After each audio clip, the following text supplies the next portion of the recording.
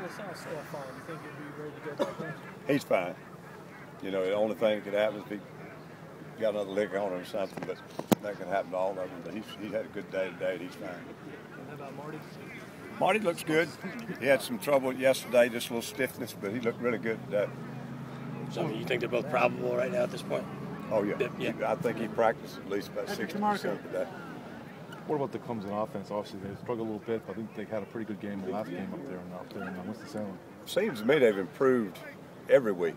I don't know that I've seen as many series on any team we've played with over 9 to 10, 11, even 15 play drives.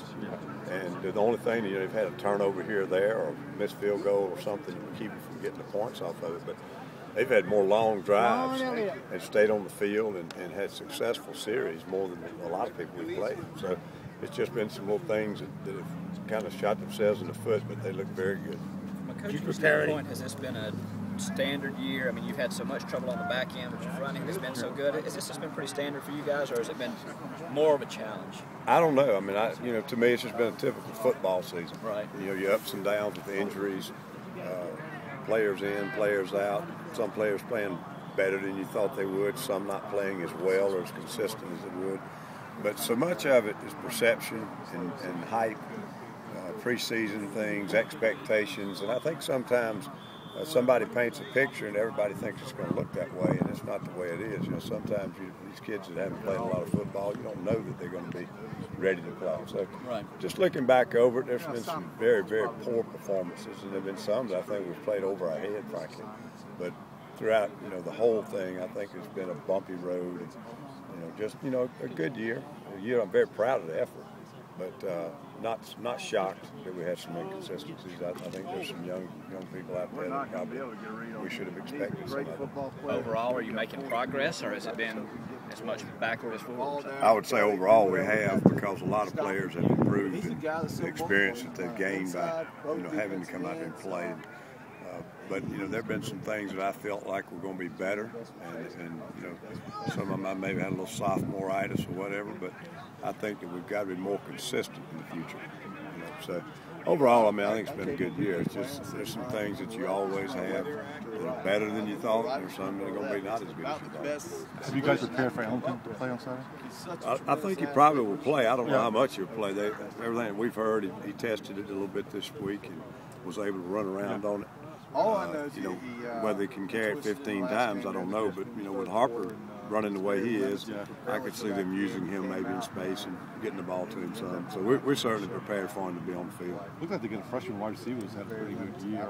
Hopkins, I think he's the number one wide receiver for them. What do you see on film about him? Well, it seems that he's getting more and more catches. I think that the wide receivers are very young, well, not very young, but they're young and inexperienced. And I think that they're a group that's probably gotten better as the season's gone on, as much as any group they have. But, you know, their line was experienced. All of them returned just about but one. Quarterback's experienced. The running backs are very talented. The tight end played a lot last year. The wide receivers were the group that had the least amount of snaps. Right. And I think that was the group that was not playing as well early. But lately they've played very well, I think. And, you know, you look at them on tape, and I don't know how they lost 5 games. Yeah. How do you compare the Clemson offense this year to the one last year? Last year, they relied so much on C.J. Spiller. But it looks like this year they're relying on more guys, and more guys are contributing to the offense this year. Well, it probably is a little bit of that because they're not those two guys that are so different, you know, in Ford and Spiller, that can just touch the ball on any play and go all the way. So they're probably spreading it around more. But they also are doing a great job in the running game. And I tell you the thing, last year, you know, it hurts when somebody scores, but when they score quickly, you get the ball back. But I tell you, they've got some long drives right now that are putting points on the board, and they have their own effectiveness in that way. They don't have the explosiveness that Spiller and Ford had, but when you grind that clock and get points, that can be a problem too. What about Parker? What's contrast Parker this year to the Parker that played in here last year, a year ago? Looks like the same guy. Yeah, I think, you know, if you hit Spiller on a couple of wheel routes or isolate him on a linebacker a couple of times in a game and you get about 60 yards offense out of it, you hit Ford on an end around or coming around on a crosser route or something like that, and all of a sudden he's contributing 120 yards of the offense. And now those guys are gone. I think they've done a great job of finding other ways to move football. And while there are no guys out there with that type of speed.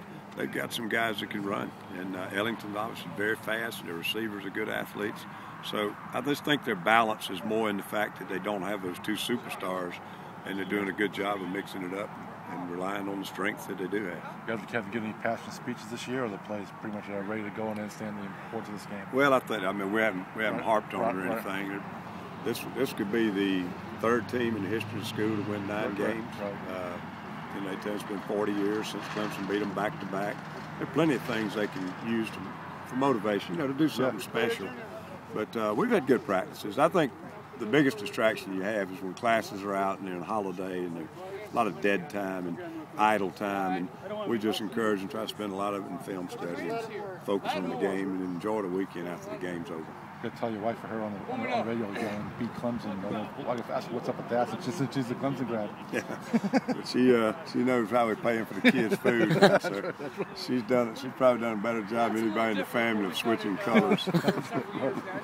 Coach, back to their offense. Are they scheme-wise? Is it about the same as they were last year? X's and O's? It's the same plays and the same blocking schemes, etc. But they're hammering the ball inside a little bit more. Maybe got a big back with Harper. Don't have a guy like Spiller to get on the edge and get the ball to him out in space. So, when they lost to Ellington, it probably went a little more so that way. Right. But if they get him back, I think you'll see some of those same things, getting the ball to him on routes out of the backfield, splitting him out in the empty package. They've got the same plays, but it's a little different looking without those two guys. Parker's still very effective. I think he got 17 or 19 or something like that last week, so he's very effective. Cool.